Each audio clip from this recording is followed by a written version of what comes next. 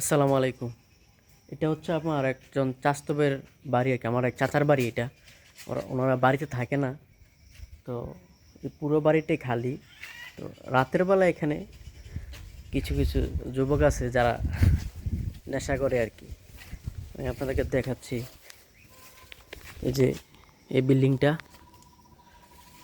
এই পুরো বাড়িটাই ওনাদের, কিন্তু ওনারা কেউ বাড়িতে থাকে না। আর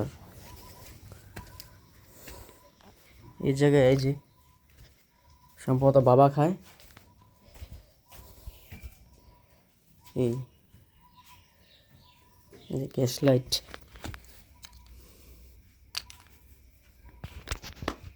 সিগারেটের প্যাকেট, আরও কত কিছু আছে। এইসবগুলো হচ্ছে বাবা খাওয়ার সরঞ্জাম। আসলে বাড়িতে মানুষ না থাকলে যা হয় আর কি।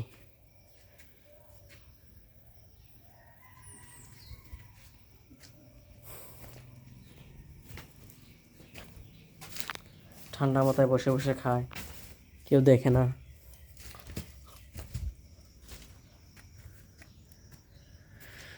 পুরো বাড়িটি খালি, যার কারণে বসে বসে খাইতে পারে, কেউ দেখে না আর কি।